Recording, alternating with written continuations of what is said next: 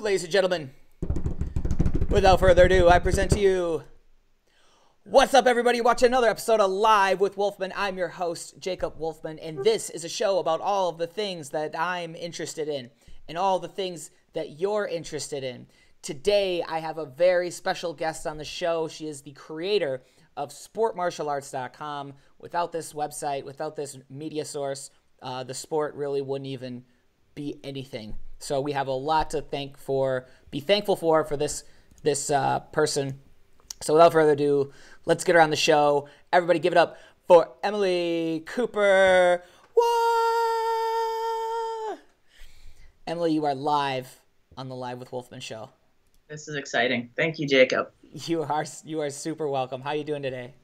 I am well. It's Wednesday, so it's, middle of the week. Still got a couple more days to go before I can, maybe rest my head.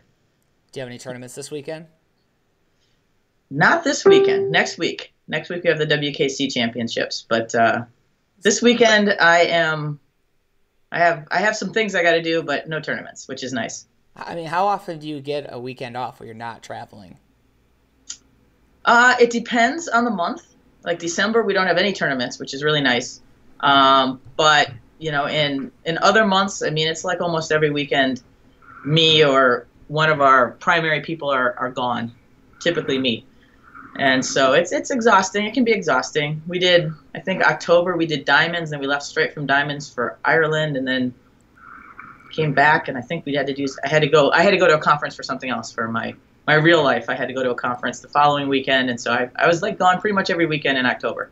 Yeah, that's a lot. I mean, I know like NASCA competitors, it's a lot for them to go to all these tournaments, and you've been doing this now. How long have you been running Sport Martial Arts and traveling to all these events? Well, so there's a debate amongst us, our crew, on that, my people who have been in there the longest. I believe that I started in 1999, but Nick says he thinks I started in 2000, so we're not quite sure. Because I think I started at the... what was it called? The Cheese Fest or Cheesehead Nationals in Wisconsin. The Cheesehead? Wow. Yes, I thought that was 1999, but Nick claims it was 2000. But I do know the first tournament where a promoter actually paid to bring us to the tournament to do coverage was Charlie Lee's World Series of Martial Art. Charlie Lee's tournament in 2000. Awesome. So I think that's like the official, when we actually became an official, I guess, business, quote unquote business. Because we were just going and doing it for free. And how long were you doing it for free? Well, until his tournament, which I believe was March or April or something of the year. I think somewhere around there. So we were probably doing it for free for about 6 months, trying to figure everything out. It was back in the day. Yeah. Yeah. When you were starting Sport Martial Arts, the competitors today are now just old enough to compete in the adult division. So 18 years. Actually, yes. I've seen some of them go from practically diapers to, adult divisions for the most part. Yes. That's awesome. And I bet you've seen some competitors go from no diapers and now they're old enough to wear diapers. Practically. I'm like getting to that point. So, yeah. So, okay, cool. So I like I said, I'm fanboying right now, and every time I see you, I tell you this basically, and you go, "I know, Jacob. You've said this before." But Sport Martial Arts is such a big deal, and it's super. It's underappreciated. We don't realize the power of media, and just to talk about myself for a second, because that's what I like to do. Absolutely, talk about yourself, Jacob. I want to hear more. Yeah, that's why I brought you on the show, so you can just listen to me talk about me. Can I just ask you questions? Yeah, sure. I mean, you're great at it. That's what you do. This is your show. Jacob, tell me. Well, what I have to say is that something that I don't think that the tournaments, they understand because of Sport Martial Arts, but otherwise they wouldn't get it at all. But media is super important and super powerful, and media controls everything. And the way that you create the image and what you have to say shapes the story of what things are. So without an outlet like Sport Martial Arts, the sport just wouldn't be anything, really. I don't know what I couldn't even envision what it would be without Sport Martial Arts in the picture. And there's no question there. It's just statement I had to like get off my chest. But I want I want to Well, talk. thank you. You're welcome. I mean, I want to talk a little bit more about like what's the story, like why did you guys get started with sport martial arts? What's the history behind it? Well, the history behind it is, so a lot of people don't know me. I try to stay kind of out of the public spotlight because I'm just not into that. Not anymore. Yeah, now you've exposed me now to the public, but I really don't. I'm not into that. I'm not into accolades or being on stage or anything. But I started out. I'm a martial artist. I have a black belt, a couple of black belts actually in different styles, and I used to compete. And way long time ago, like in the 90s and so on, was when I really was having my heyday. But then I went on to college and I ended up going to law school. But I really missed the competition aspect of it. I missed the martial arts. When I got done with law school, started working as an attorney, I started teaching, and I had a lot of kids that were good, and I wanted them to compete because I thought they were good enough based on what I had seen when I left sport karate. I thought that they were that they would be able to do well on the sport karate circuit, and in actuality, so I took them to a few tournaments and realized, wow, things have changed. I mean, they had gone from, I mean, when I did it, it was back in the day where Kim Do was like the top guy, and maybe he did like an aerial or a backflip or something like that. Now these kids are doing crazy things, and so I have my kids out there, and I take them to tournaments, and their parents would be like, well, how did they do? And I come back with like some video or something like that, and I realized that it was really kind of a pain to try and show like a group of 10 different parents all the different things that happened. And I thought, well, you know, what about the internet, the interwebs? So I ended up kind of putting together a website basically to show my school parents how their kids were doing at karate tournaments. And then it ended up, I put that up, and all these people started coming and looking at it. Mm-hmm. So it was really exciting to see that people wanted to see this, even though they were just my underbelt students doing this. And I thought, well, maybe other people want to see what's going on. And I wanted to put up like the really good competitors so my students would have somebody to emulate. So that's where it kind of sprang from, and it just grew and grew from there. I ended up going to tournaments, and I'd bring my students, and they'd do all of my video work and everything while I was trying to do video work. And it was back in the day when you didn't have WordPress or any of that, so it was all HTML coding. One of my good friends, Mallory Woods, who also is part of our team, we used to chat online, and he did cold fusion programming, and he taught me how to do that. So I ended up learning how to program so I could create the website, and I designed the whole thing and did it all myself in my spare time because it was really fun and exciting and interesting to me, and kind of like, you know, the things that are fun and interesting to you. And so it was really a fun time starting it out and doing it. And this was back in the day when you had dial-up, so you couldn't just put everything on YouTube and download everything that you want to download. There was limited space, and so back when, you probably remember it, mm-hmm. we had to limit the number of videos that we could upload because we only had so much space on our website to upload things, and we only had so much bandwidth for downloading. And they had to be as small as possible because to download a video and watch it could take hours if it was more than maybe 6 megabytes of space. So we would just pick like the best 15 or 16 videos to do and put those up, and here's the best from this tournament. And then, so if you actually got chosen, it was like, wow, you must have been really good because you caught our eye and so on. And it was really fun. And so, I mean, we were literally designing a page for each tournament. I had to hand code the photos, the pages, the videos. I mean, it was really a pain. Yeah. So that's how it started. And then from there, as technology developed, we started acquiring new technology, learning about new technology, advancing the site so it became social media started exploding, and started using social media to share things and doing things like that.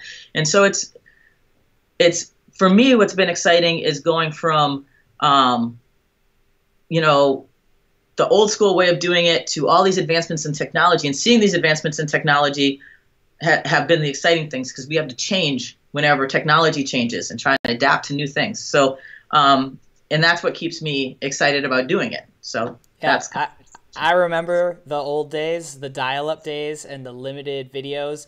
And because it was limited and because it took like half an hour for me to like download a video, I turned into this super nerd in high school, and I saved every single video, and I still have I kept the drive. It's still on my computer right now, and I have about 4,000 videos from SportMartialArts.com and then Biolang.com and the other websites that were out there at the time that were like tricking in forums and stuff. And yeah, and then I remember there was a time where you guys changed the website where you made it harder to download the videos. I don't know why you did it. This is a little, there was a time where you couldn't actually download it to your computer or something. You could just play it like only in the browser or something. But okay, I remember this. There were a lot of changes that we went through. So this is just a funny story because this is like part of like my evolution as a human being. Mm-hmm. So I wanted those videos on my computer, but I couldn't figure out how to do it. So I taught myself some HTML. I created my own web page, and I found a way to like take the URLs from your website and then make them into downloadable links so I could get them on my computer. And I just kept downloading them all, and I saved up this giant library of videos. And then a couple years later, when YouTube became a thing, and this was before you guys you jumped on YouTube, I was like, there's like hundreds and thousands of videos that aren't on the internet anymore that need to be. And I hit you up, and I was like, or Nick Schneider, I don't remember which one of you guys I hit you up, and I was like, hey, can I start up this YouTube channel and start uploading all of your stuff again so that people can watch it? And you guys are like, yeah, go for it. So I started up a YouTube channel called Old School Karate, and I did that for years in college, quietly. Just once a day, I'd upload an old video from SportMartialArts.com, and that became my launching point for like any credibility that I had in the sport. So then in the future, when I needed, I wanted to do an interview with somebody, or I wanted something, I'd just say, hey, I created Old School Karate, and then a competitor's eyes was just bulge, like, you're him? Oh, and then they were super grateful because I took all the time to upload your guys' stuff to YouTube. So basically, because I stole all your stuff, I have you guys to thank for where I am today. So thanks. Your criminal activity was beneficial to you, so I appreciate it. It's beneficial to everyone. Look, yeah, you have what, 4,000 videos? We have like 40 terabytes of footage. Yeah. It would be almost impossible to go through. I mean, we've gone through so many revolutions of cameras. We used to use the old mini HD tapes or whatever, and big tapes. And I mean, we had to figure out when everything went to compact flash cards. Okay, nobody's making these kind of cameras anymore. How are we going to like preserve all of this footage? I mean, I have literally a closet full of these tapes. Yeah.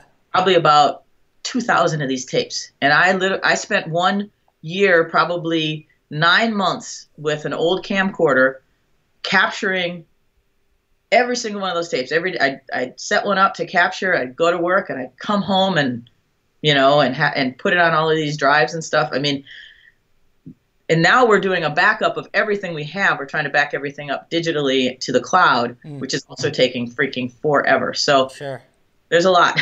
Yeah, for sure. So now it's it seems in the past year or two, you guys have kind of made a switch, and you're focusing a lot more on just live. Yeah. Film it. Yeah. It's up. You skip all of this editing and putting watermarks on it and uploading it all the stages in there. It's just put on the internet. It's done, right? Well, I mean, we're trying to do a couple things because I don't think a lot of people realize this, but SportMartialArts.com is not my livelihood. What? I mean, yeah, I know it's hard to believe. But SportMartialArts.com makes no money.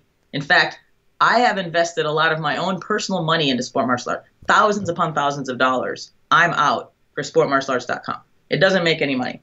And it's just because I love the sport. I have a full-time job, a real job. I own my own law practice, and that's what I do all day. So I shouldn't have told you about all the laws I broke. Yeah, I mean, but I don't do criminal law, so don't worry, you're safe.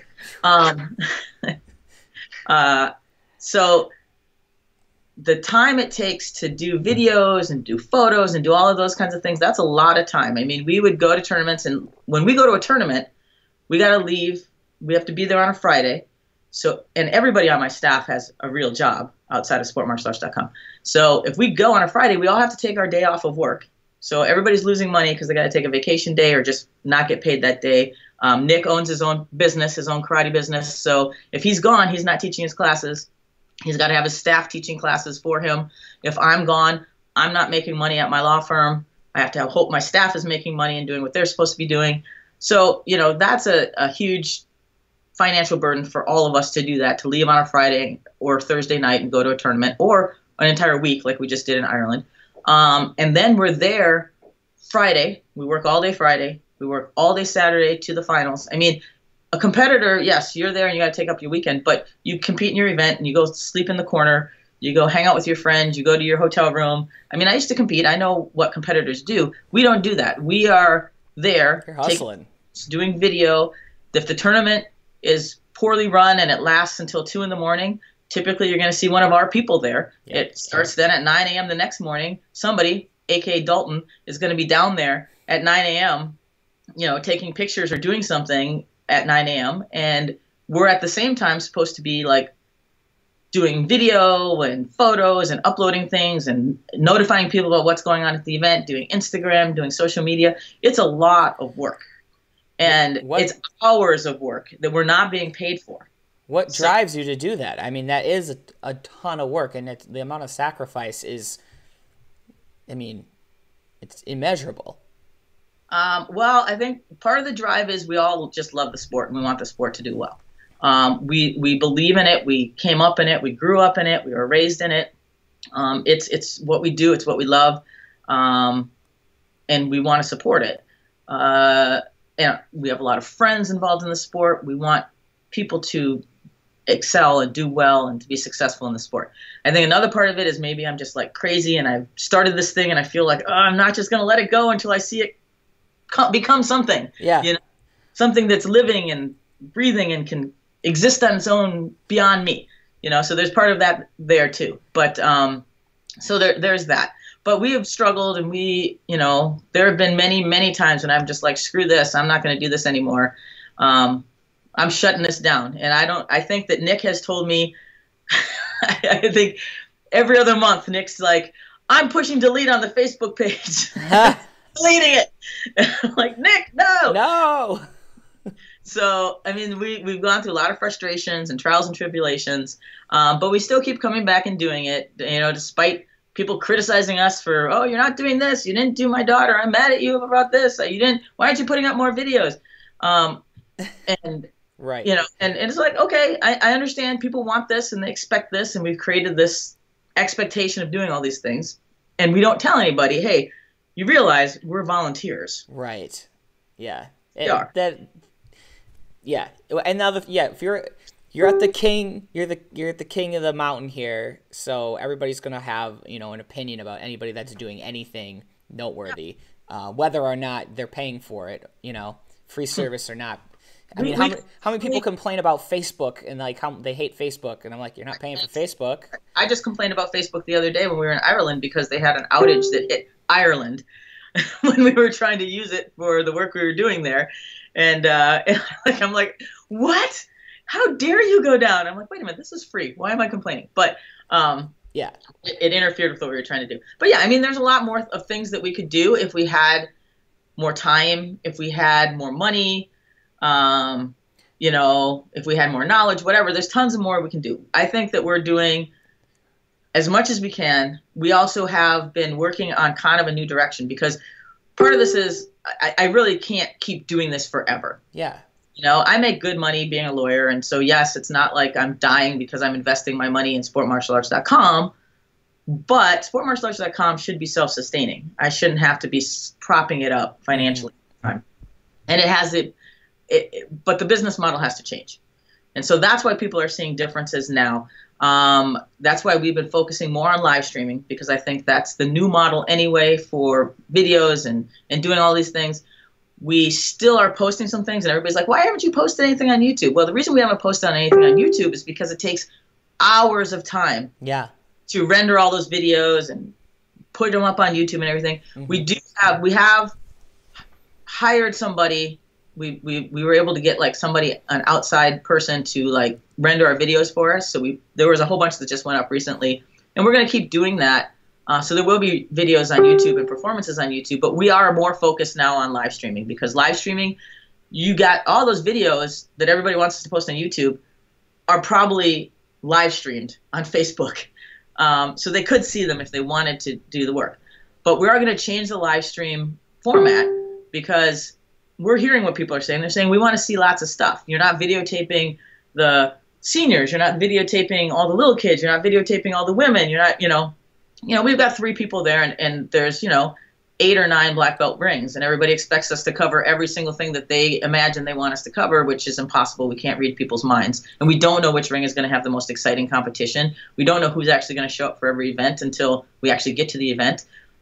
We don't know if our camera is going to be working or if our battery is going to run out at that point, or if somebody on our team, because a lot of people on our team compete because there's no reason for them to be at a tournament videotaping things for free unless they're actually there to compete too, and they may not be available to do the work. So there's a lot of factors. So what we're setting up now, and we're going to debut this at WKC, and actually I'm going to be posting the link for people to do this, is we're going to set it up so that we are going to actually live stream all 8 WKC rings that will be running on Thursday and Friday, the entire day, nonstop.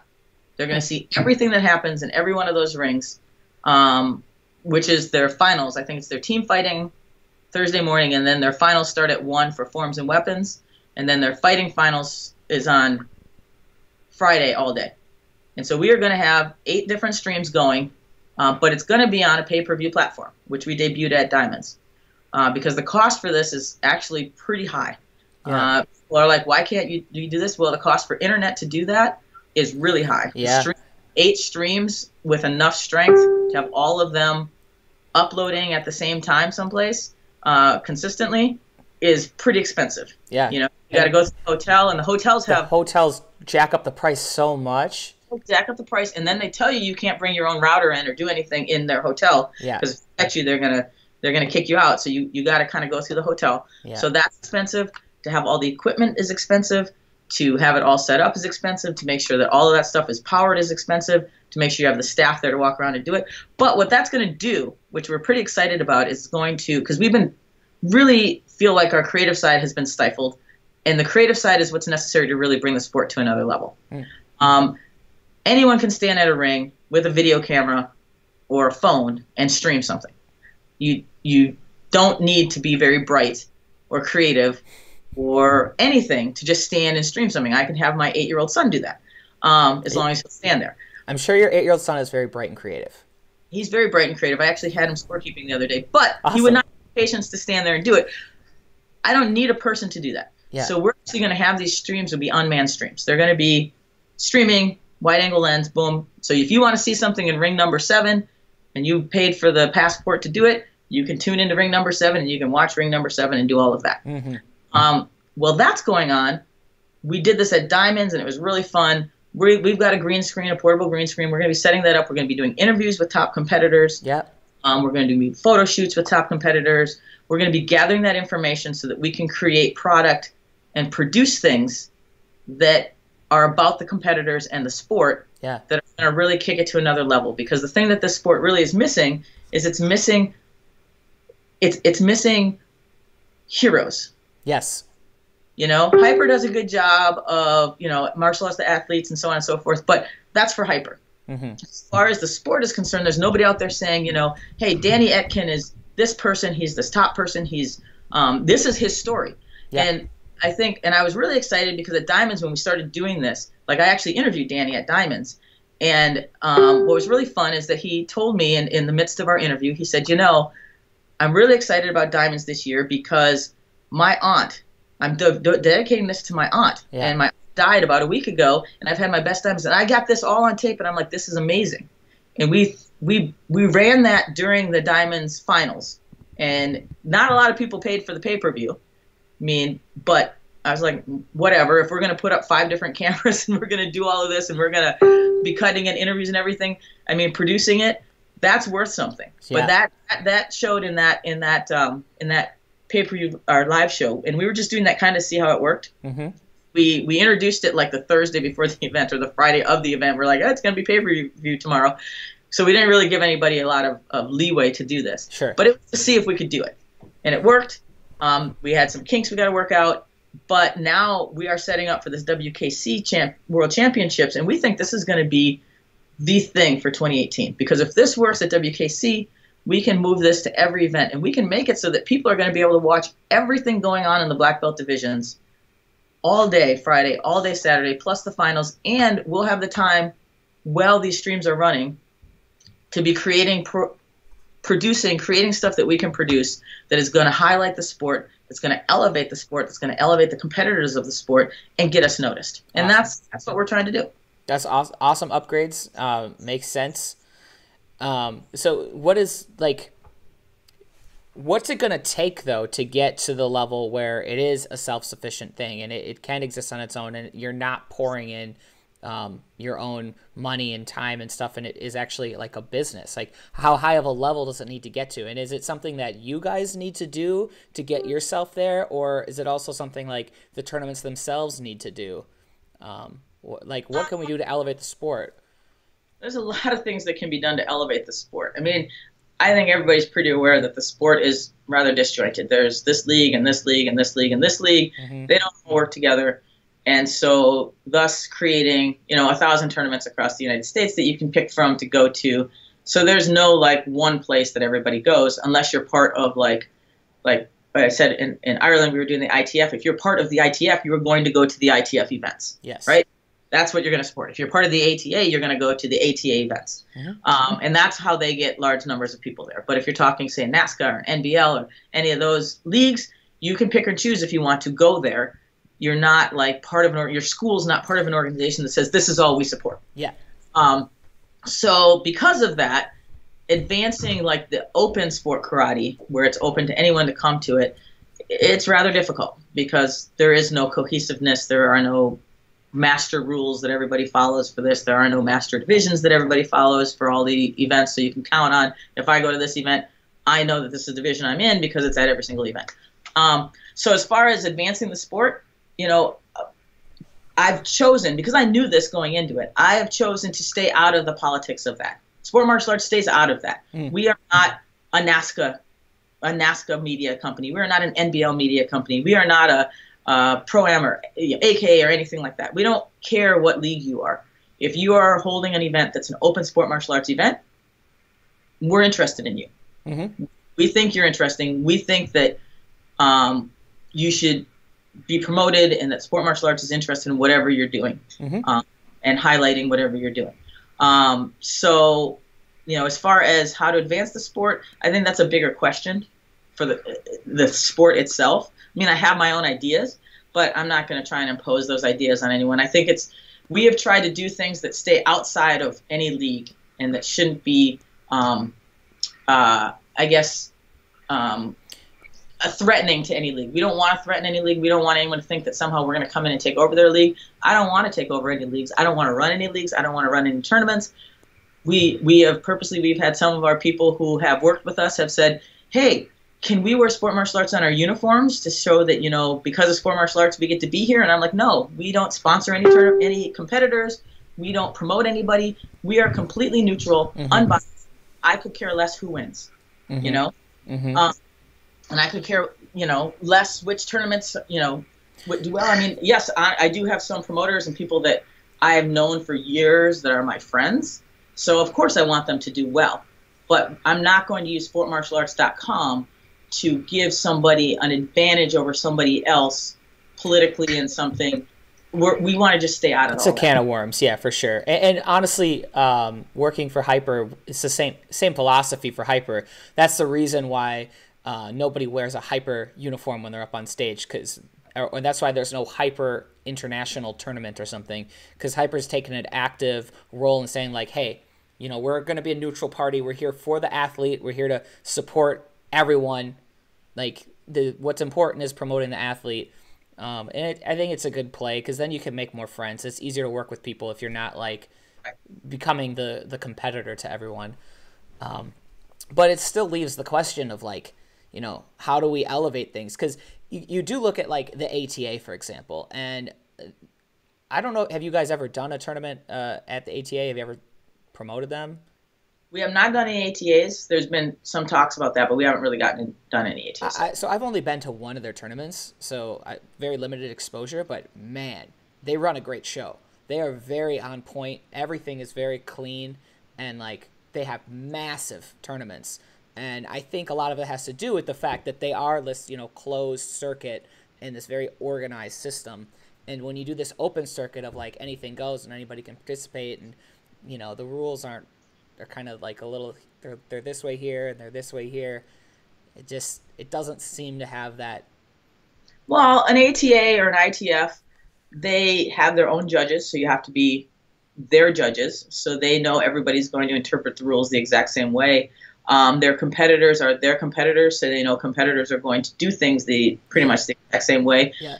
And they're going to do the same katas, the same fighting styles and things like that. So unlike an open tournament, there isn't that kind of diversity, and that kind of diversity, although it brings a lot of excitement, it also can bring a lot of controversy. Absolutely. And a lot of difficulty in trying to monitor how do we make it so that everybody's feeling like they're being treated fairly. So that's the difficulty with an truly open karate tournament. Which actually, it leads me to a question that somebody asked they wanted us to talk about.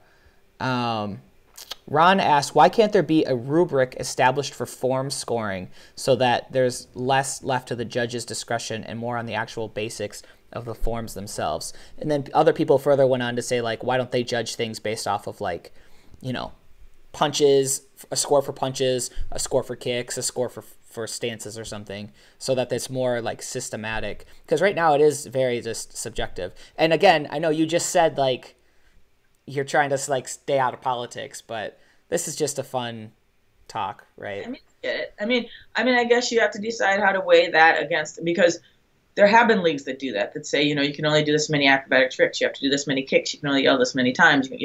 Leagues have done that, rules have done that. And then the complaint is, well, then you take away the whole openness of creativity. So if you do that in a creative or an extreme division, then how can you make it so that you have to do this many punches, or your punches have to be done this way, or your kicks have to be done this way, or you can only do this kind of trick, or you can only do that? I mean, they have some of those limits already. I mean, if you look at NASCA, in creative divisions, you can't do whatever, you can't invert it so your feet are above your head or something like that, right, on any of your things, or your knees are above your head, or so they do have some limits in there. Yeah. Can disqualify you. But as far as giving limits in there to say to the judges, this is what you're looking for, I guess you have to decide how much freedom if judges are supposed to be there to judge and to say, in my opinion, this is the one that wins, and you take away their ability to have an opinion by giving them standards, this is what it has to be, where do you draw the line? Yeah. And my thoughts on that is that, like, I was talking to this designer recently, and he was talking about the importance of, in art and stuff, if you just say do whatever you want, it actually in a lot of ways can hinder creativity.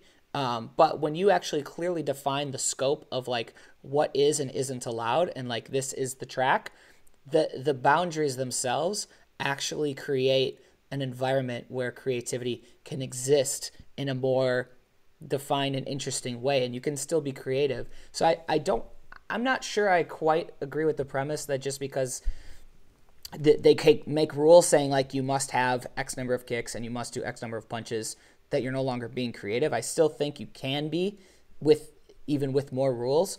But I also at the same time, I think that the question itself wasn't about like, why aren't there X number of kicks versus that kind of thing. I think it was more of like, why don't the judges have either like they each score you, like, so there's one judge for kicks, one judge for forms or punches, and one judge for creativity, or vice versa.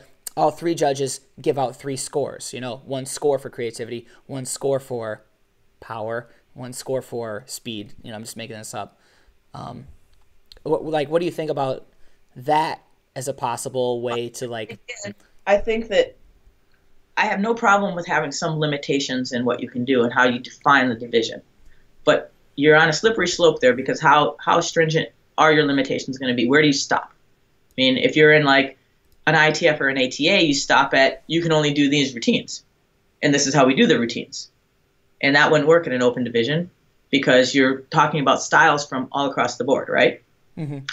And if you're talking about one judge does punches and then one judge does kicks and then one judge does creativity, well, you're talking about 3 judges who may come from completely different backgrounds, completely different styles and schools. And now, so say you're doing your form and the guy who's judging kicks is a wushu guy.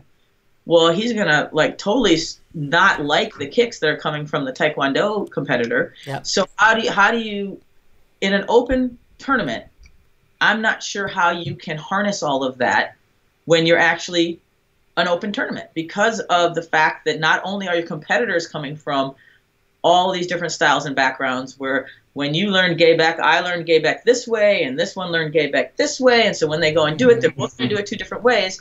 And if your judge is the one that learned it one way or doesn't even know it, how can you harness that? How can you make that person understand that this is how you're supposed to judge it when they don't believe that that's the way it's supposed to be performed in the first place? So Taekwondo, are they supposed to have higher stances or are they supposed to have lower stances? Time depends on your instructor. Right. And you learned it. So, I mean, I guess if you could have some generalities, but how far do you go with that to make it so that it's standard? And then does it come down to the standard that you create is based upon the beliefs of the person who created it? Or is it based upon a generally accepted principles for how things are supposed to be done? Yeah, and whether or not we do the things where you have a judge for kicks and a judge for forms, a judge for blah blah blah, what we're talking about applies however you break it down. It's the same. Like that is the state of the sport, and the like that's the problem with it right now. I don't know if you want to call it a problem. A challenge with open style circuit right now is like, how do you got all these judges from all these backgrounds coming in. How do you judge what's right, what's wrong? I mean, how many times do you have a competitor complain and say, the one that was judging me, that guy was like a different style than me. He doesn't understand my style, and that's why they put me down. So, I mean, I guess I think it would be good if there were if in open tournaments there was a little more reliability and so on, so that people know when you go and you do it, this is what you're going to get. Most likely this is what they're looking for, so you can train for that, I guess. Yeah. At the same time, who creates that? Who creates that standard? Because if you ask a soft stylist to create the standard, it's certainly going to be far different than a Japanese Okinawa hard stylist or Taekwondo stylist. So what is there something where all of these different styles agree on? Is there a generic enough standard that's also specific enough for everyone? Exactly, and I think that's where you run into the problem. And trying to gather that information would be next to impossible, but I'm sure you can do it. Go, Jacob. Got it. Next episode, guys, tune in. I'll have the standards laid out of how to fix the world. So I gotta switch topics for a second. By the way, guys, if you guys watching the live stream, you have any questions for Emily, feel free to drop them in. We'll be answering live questions right on the show. But I have a question for you, specifically from my girlfriend. She's a fan of you, even though you've never met her, because one time you liked one of her posts on Facebook, and she's like, "Who's this?" And I was like, "Oh, you got a like from Emily Cooper? That's a big deal." And now she's a huge fan of you. But she wanted your opinion on what it's like as a female in this world, because honestly, this is a male-dominated sport, a male-dominated scene. All the promoters are dudes. I'm a dude. Pretty much every. You're the first female I've ever actually had on the show, and it's not because I don't know how to talk to girls, which is true, but it's also just because there's not a lot to choose from, So like, how is it from a female perspective? Like, do you have any obstacles when you're trying to, promote sport martial arts and do your thing? I don't really feel like I've had any obstacles, and I don't know if that's just because I'm oblivious to the obstacles and just barrel my way through, or there aren't any, or whatever. I think I'm experiencing a lot of the same things if I were a male that I would have experienced as far as starting this company and things. But the other thing I think that makes it different for me is that when I started it and throughout, this is like I call it my jobby. It's like my hobby, but it's kind of like a job. Mm-hmm. So because it takes a lot more work than a hobby should. Yeah. So because of that, I've never been in a position where it's like I'm going to be so devastated, my life will be destroyed if it's gone. I mean, I would be really unhappy and upset if sport martial arts just disappeared off the face of the earth through no decision, no doings of my own, or if somebody came in and destroyed it and did something underhanded to make it go away or something to make me lose SportMartialArtscom. But I would go on. I have a completely separate life from it. So because of that, I think I've been in a position where I don't have as much to lose as other people. Yeah. And I think if you have a lot to lose, you have pressure. There's more pressure, there's more stress. But for me, I've never known, when I started this, I had no idea what it was going to come out to be, and I was just doing it for fun. And I still do it because it's fun. And if it got to the point where it wasn't fun, I wouldn't be doing it anymore. Yeah. So I don't think that the whole gender issues, doing business as a female, apply as much to this right now. I mean, maybe if it becomes something where it's monetized and it starts making money and something, and then it's like really a business, I can see some problems, because then people are going to want to, you know, invade the power structure and all that kind of stuff. If it actually made money, then people would be interested in it, and people would be like, I want it. Yeah. Because people do. But I think on another level, I did compete as a female, and I can tell you, as with female competitors, there's a completely different mindset in that as well. I mean, female competitors end up, you know, kind of off in the corner for their stuff, and they're not considered quite as exciting to watch compete, et cetera, et cetera. But I also think there's a complete difference, and I may be gender stereotyping, in how female competitors look at their sport karate careers.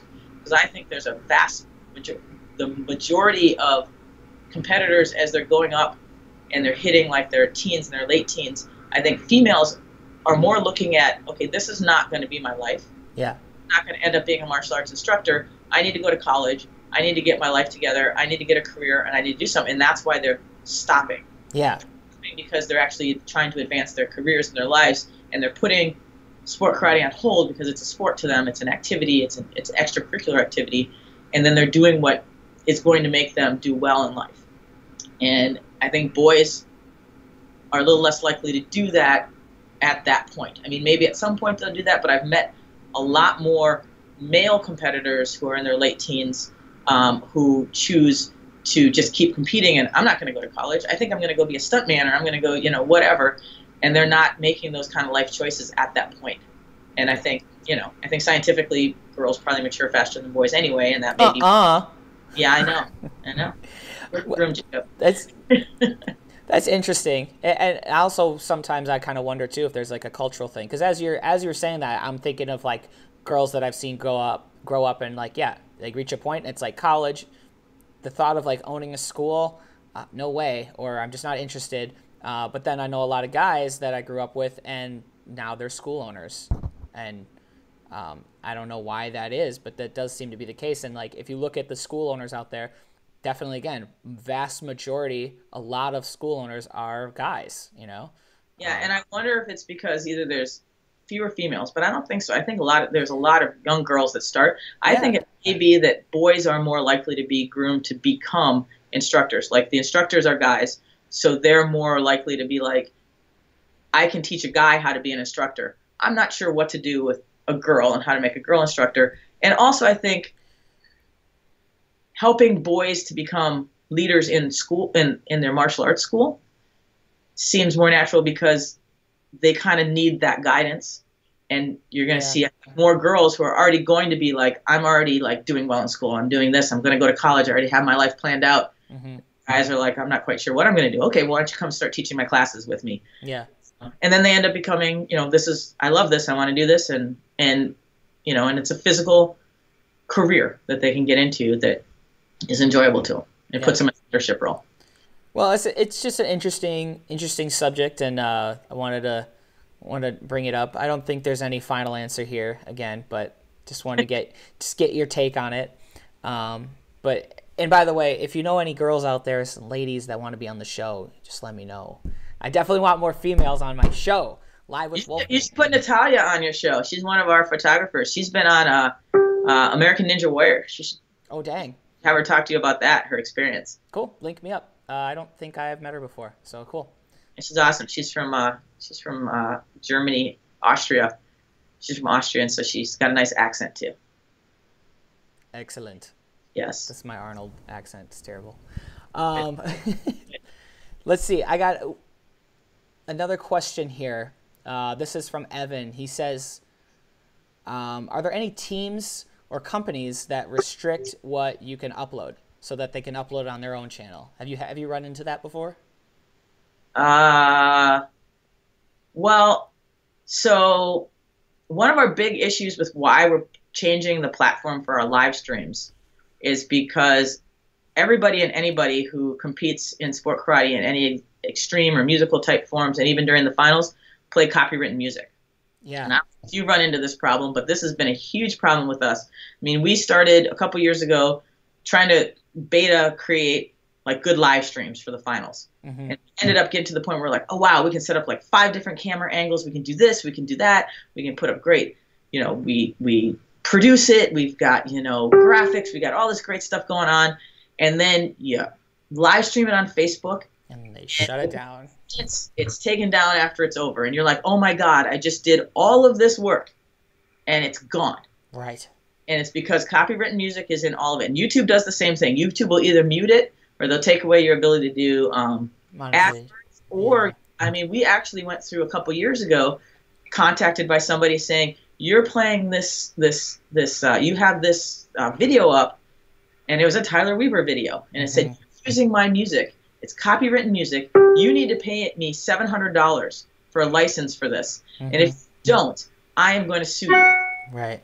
We got that. And I was like, oh my word. So time to use my attorney muscles. Well, yeah, I mean, it was a scam.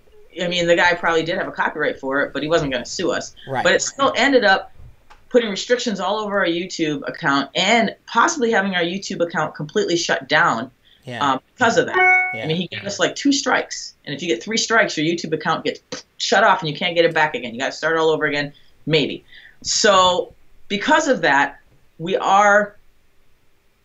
realized we got to change this around because this is not going to get better. This is going to get worse. In fact, the U.S. Open got dinged this last year because everybody played copywritten music. ESPN said, we can't play this. We can't do this because you have copywritten music in it. You have to go in and pay somebody to redo all of your audio through the whole thing. So if you see the U.S. Open stuff on TV, you'll notice that the music that's playing, you're like, that's not the music they play. Well, that's royalty-free music that they had to insert over to make the copywritten music go away, and it cost them thousands upon thousands of dollars to make that happen, to have somebody redo all of that.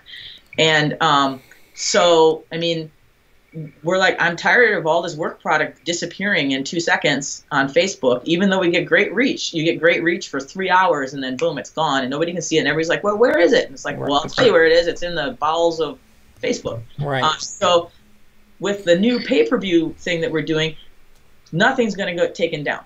It's there. Like the diamonds, if we had played the diamonds for free on Facebook, it would be gone. Because not only do all the competitors play it, but the event DJs for in between, when they're waiting for an event to come up, they start playing copywritten music. Yeah, sure. But it's like the event promoter themselves is like getting their event taken down off of Facebook because they're playing tons of copywritten music throughout their finals. So that was another reason why. And so as far as Evan's question is concerned, yes, there are companies that will not allow you to put things up online because it's containing copywritten music, and that would be Facebook, YouTube, Vimeo, any of the standard places where you can upload stuff and let people watch it for free. They will take that down if it gets reported, or if you're as big as we are, period. They're just like, it's like they're waiting for us to put stuff up so they can just remove it. Yeah. And so, yes, that's the reason why there's a lot less stuff that you see up there, and that's why we're moving to this new platform for the live streaming so that our live streams aren't going to get immediately taken down. And I'm just waiting for the day that we start live streaming something with copywritten music and Facebook tells us you're going to lose your Facebook page because you keep violating copyright rules. Sure. So, yeah, that's one of the dilemmas that we have. Yeah, that was actually a topic that I wanted to ask you about, and it's been an ongoing problem. It's just that now Facebook's technology is catching up where they're shutting you down on Facebook. But yeah, it's been a problem on YouTube for a long time. Zen Inc., he used to have that channel where he did the same thing as you guys. He'd upload tons of footage, and eventually one day he had to shut down years. He had deleted all of his content, years of content, because same problem. He was getting attacked and saying, like, you know, he's violating copyright rules and strikes and lawsuits and all this stuff. And all he was doing is just filming people's forms, and then, you know, he gets in a ton of trouble.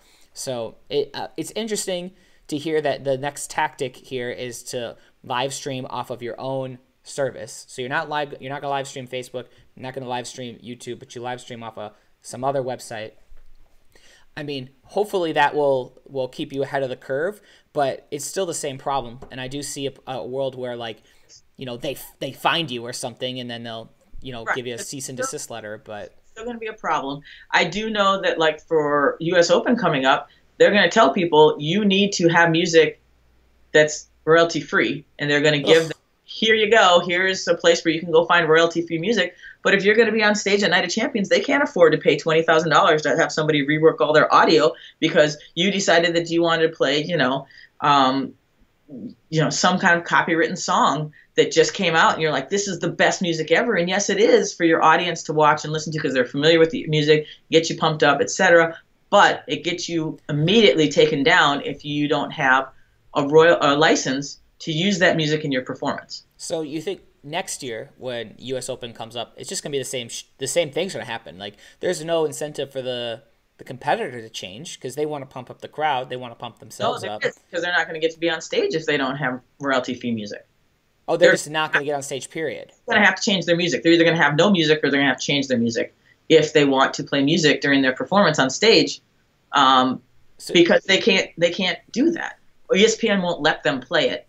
Do you think this might be the end of the musical form? Do you think the musical form division is, like, in jeopardy because of this?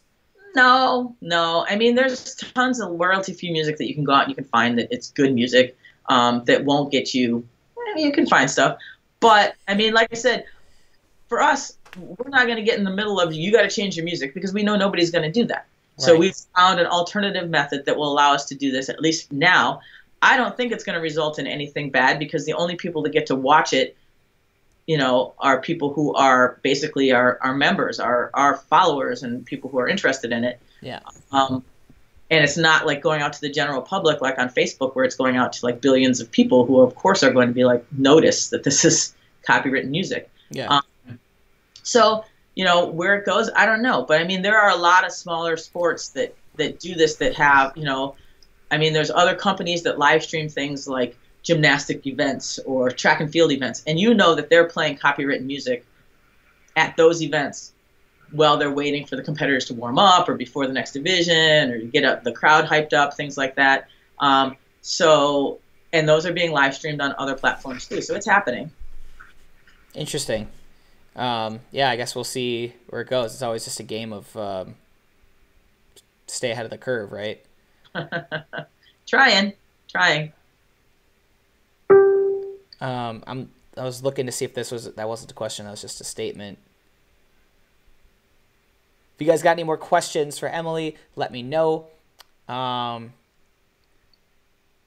The last question I wanted to ask you about, and this is just kind of a plug for tomorrow's episode. I have McGuire Kane as a guest tomorrow, and he's going to be talking about adrenaline. Mm-hmm. And are you familiar at all with like what he's doing out there on the West Coast with the Camp Adrenaline? Have you heard of that? A little bit.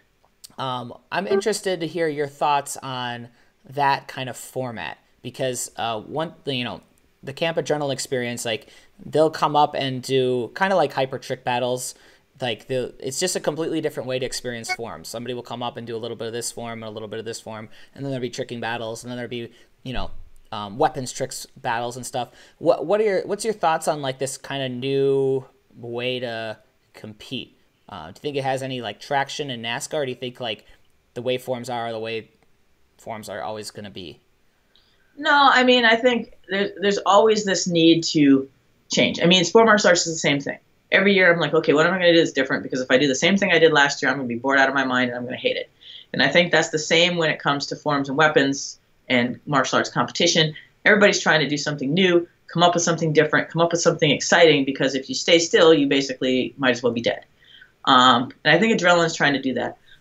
I mean, I guess my concerns about any of that kind of stuff come just from my background, my legal background, and that is that the more extreme you start making it, the more likely it is that people are going to get injured because they're going to push themselves beyond where they should be, or they're going to do something stupid. And there's already been a rash of injuries Hyper had its own injuries.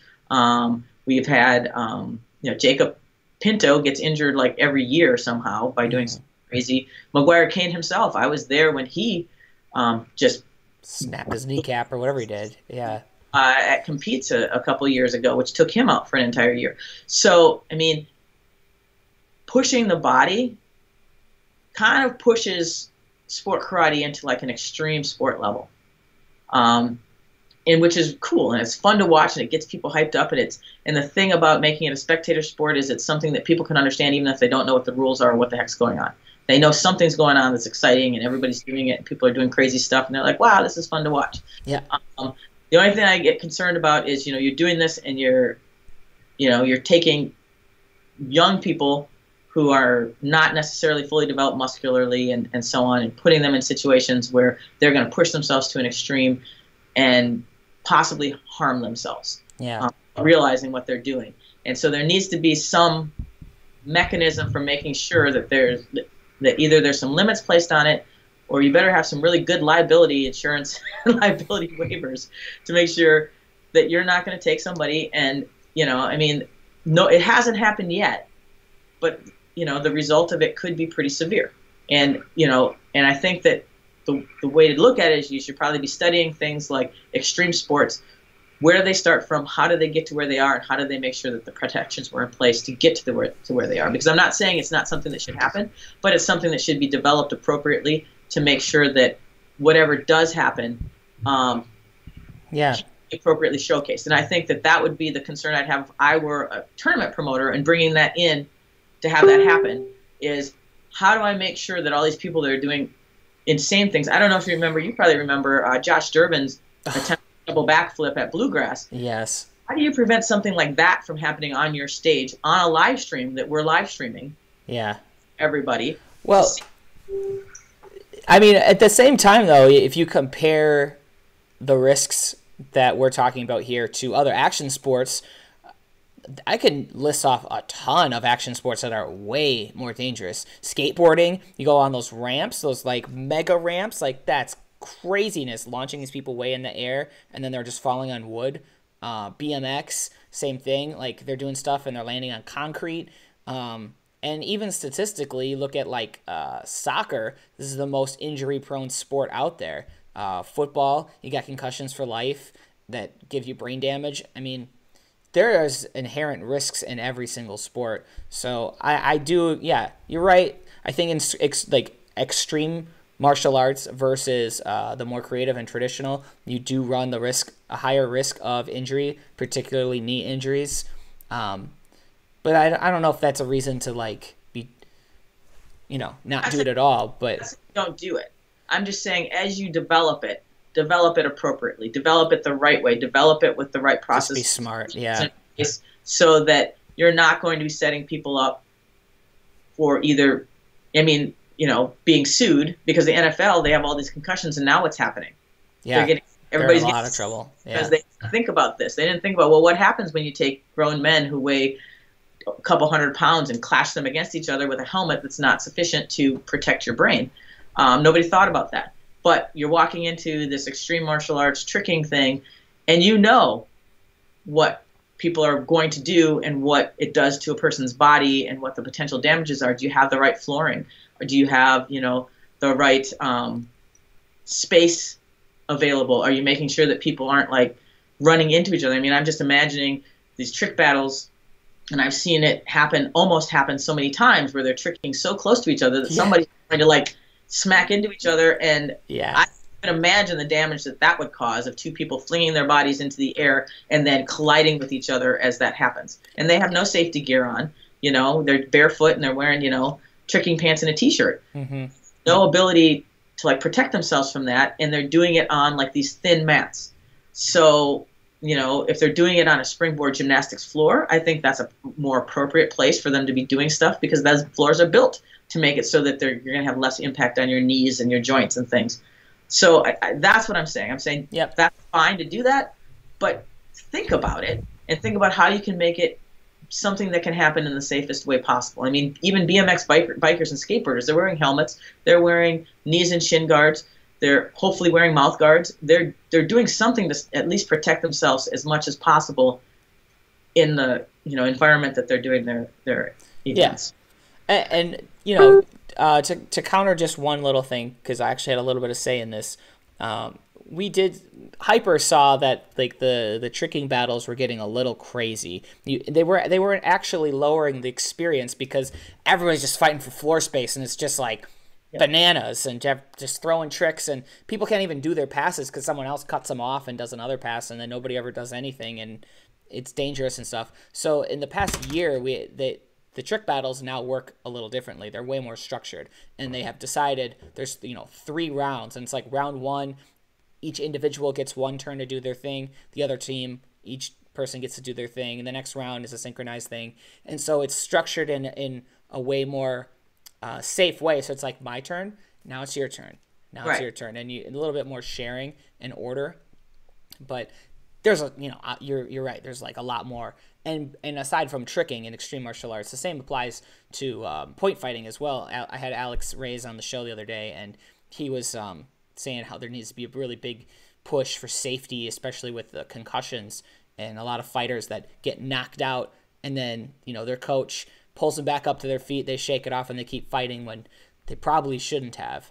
Oh yeah, I agree. In fact, that whole discussion kind of started. I was center reffing at US Open, which I sometimes end up reffing. Nick and I do, because the tournament is running so slowly that the only way to keep it going and for us to be able to leave is for us to just take it over. Yeah.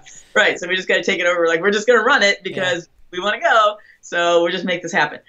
So I was center reffing at the US Open, and there was a hit, and the guy was knocked out, and they called the medic over, and the medic was looking at him, and I asked the medic, I think no less than 5 times, are you sure he can continue? If you clear him, I have to let him continue, because that's what the rules say. Yeah. But you need to look at him, and you need to be absolutely certain that this guy can continue. And he let him go. And I don't know if that was pressure from the coach or he just actually really thought he could fight.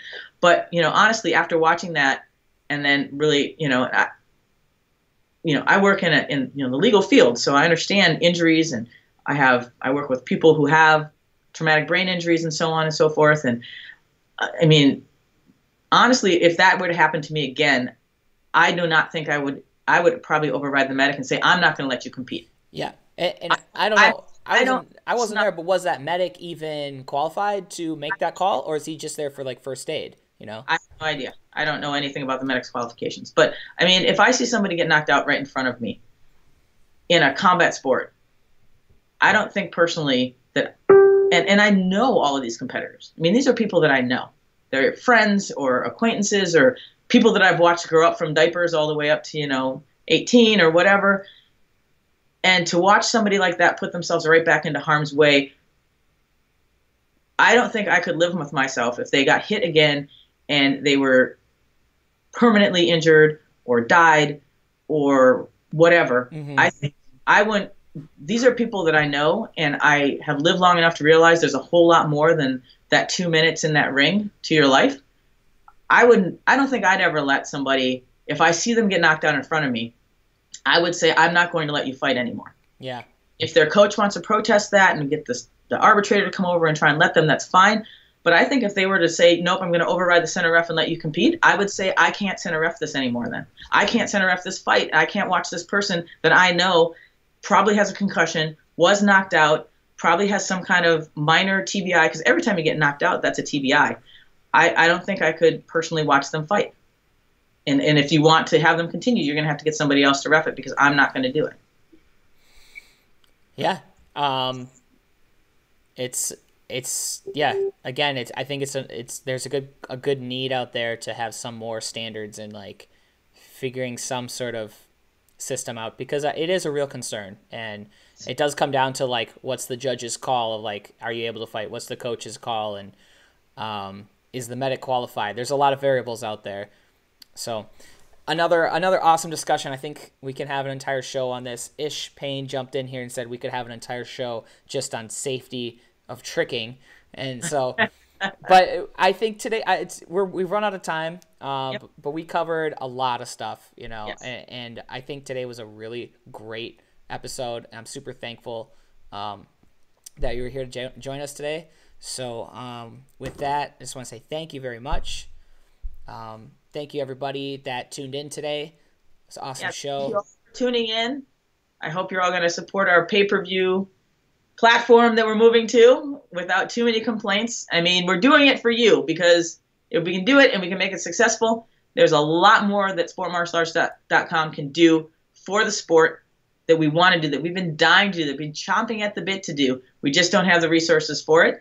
And we're hoping that 2018 will allow us to really move to a whole new level for the sport and really get it out there and get people, you know, known and get the sport known beyond our little group.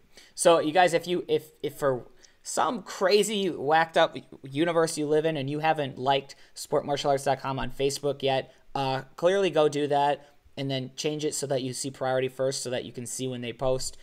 Support their new live stream service. Give back to the sport. I mean, they put all of this work in, and it's for passion, right? So you can be a little bit passionate with $5 and actually, you know, tune in and watch. But in either case, I'm looking forward to seeing what you guys do. I'm one of your biggest fans you've ever had. So thanks, fanboy. Thanks, Jacob. You're welcome. So you guys, you're doing a great job. Yeah. All right, guys. I'll see you tomorrow. McGuire Kane's in the house. Have a good beginning of November. Peace. Happy Halloween.